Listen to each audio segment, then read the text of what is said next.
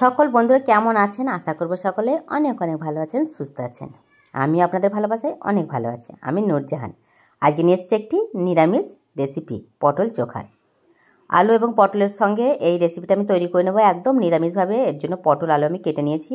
আর দেখতে পাচ্ছেন যে আমি কেমনভাবে পটল আর আলু কেটে নিয়েছি গোল গোল করে। পটলে কিন্তু কোনো রকম খোসা আমি ওঠাইনি, খোসা সমেত এই পটলগুলো কাটতে হবে। গ্যাস ওভেন একটা কড়াই বসিয়ে দিয়েছি আর গ্যাস ওভেনটাকে অন করে এর মধ্যে আমি দিয়ে দিয়েছি সরিষার তেল। এখানে আমি 4 চামচ মতো সরিষার তেল দিয়ে দিয়েছি।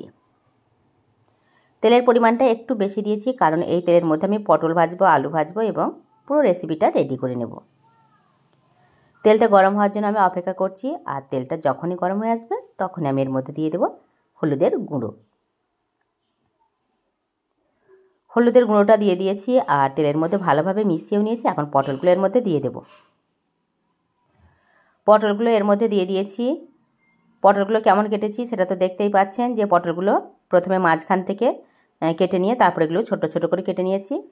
আর এই পটলগুলো কিন্তু খুব ভালোভাবে ভেজে নিতে হবে। এই কারণে পটলগুলো আমি বারবার করে নাড়াচাড়া করছি আর খুব ভালোভাবে একটু ভেজে নিচ্ছি।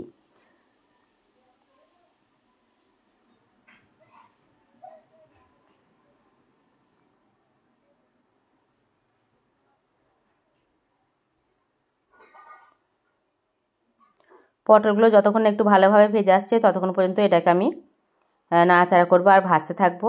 যখন এটা ভাজা হয়ে যাবে তখন এটাকে আমি তেল থেকে ঝরিয়ে উঠিয়ে নেব।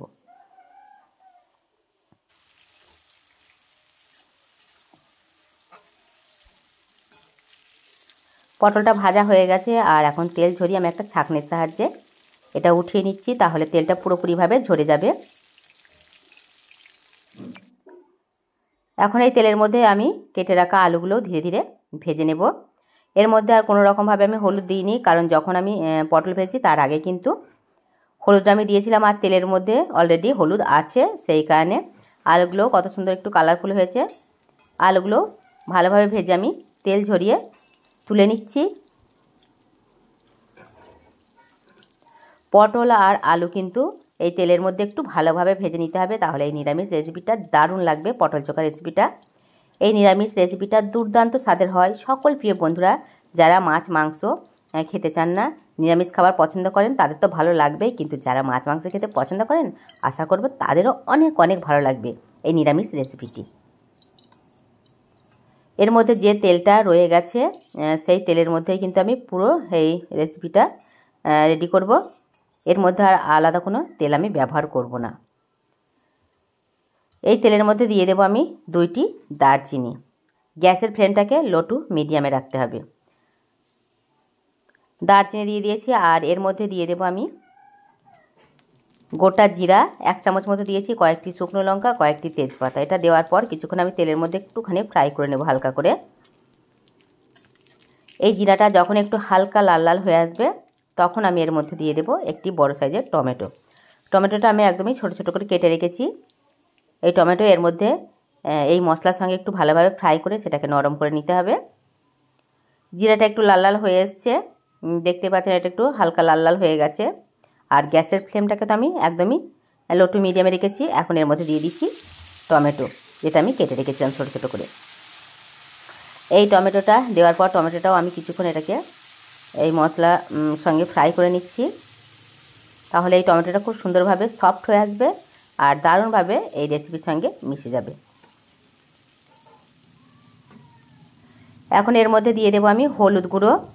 আমি 1 চামচ হলুদ গুঁড়ো, 1 চামচ ধনিয়া গুঁড়ো, 1 চামচ লঙ্কা গুঁড়ো আর 1 চামচ আমি জিরার গুঁড়ো দিয়ে দিয়েছি।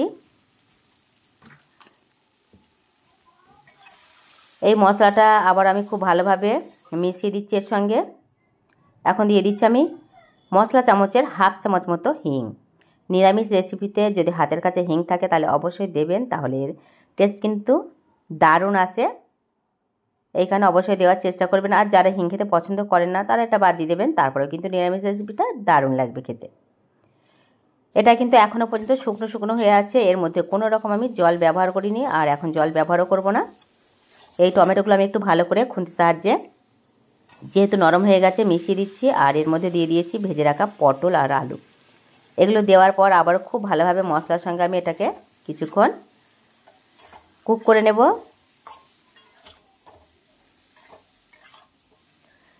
দেখে বুঝতেই পারছেন যে এই নিরামিষ রেসিপিটা কতটা লোভনীয় হবে আর দুর্দান্ত স্বাদের হয় এই রেসিপিটা। অবশ্যই এই নিয়মে তৈরি করবেন আর খেয়ে দেখবেন। যদি ভালো লাগে তাহলে আমার চ্যানেলটিকে পাশে থাকবেন, সাপোর্ট করবেন আর লাইক করতে ভুলবেন না। এটাকে আমি ঢাকনা দিয়ে রেখে দিয়েছি 2 মিনিট। 2 মিনিট পর এটাকে আমি ঢাকনা খুলে আপনাদেরকে দেখাবো। আর তার মাঝে আমি আপনাদেরকে দেখাচ্ছি 2 মিনিটের মধ্যে দেখুন কতটা সুন্দরভাবে এখান থেকে জল ছাড়ছে, যেহেতু এটা ঢাকনা দিয়ে রেখেছি। আর কত সুন্দর একটু জল ছেড়েছে। এই জলটা ছাড়লে কিন্তু খুব ভালোভাবে এটাকে কষানো যায়।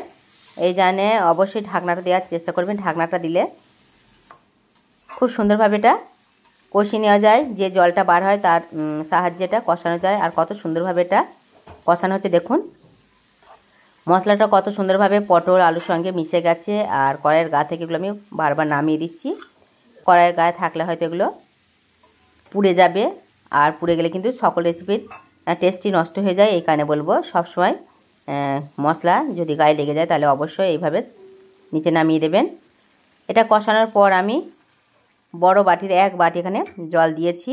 জলের পরিমাণটা এমনভাবে দেবেন যে পটল আলুটা কোনো রকমভাবে যেন হালকা একটু ডুবে ডুবে থাকে, তাহলেই হবে। কড়াইয়ের গা থেকে মশলাগুলো আমি আবারও খুব ভালোভাবে এই জলের সাথে মিশিয়ে নিচে নামিয়ে দিচ্ছি। আর দেখতে যেমন সুন্দর হয়েছে, খেতেও কিন্তু অসাধারণ।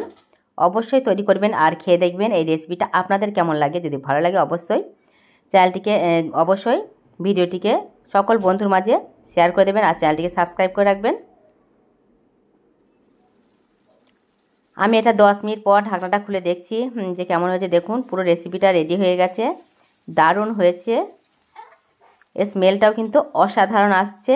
একটা নিরামিষ রেসিপি এইভাবে তৈরি করে খেয়ে দেখুন এই পটল চোখা। আশা করব আপনাদের অনেক অনেক ভালো লাগবে। আর এই নিরামিষ রেসিপি দিয়েই সকলেই খুব সহজেই ভাত রুটির সঙ্গে খেয়ে নিতে পারবেন।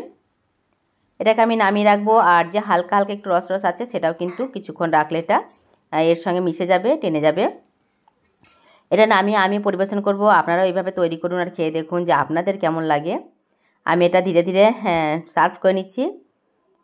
এটা সকল জিনিসের সঙ্গে খেতে পারবেন, ভাত রুটি পরোটা। সেই কারণে বলবো অবশ্যই নিরামিষ রেসিপিটা তৈরি করবেন আর দেখবেন যে আপনাদের কেমন লাগে।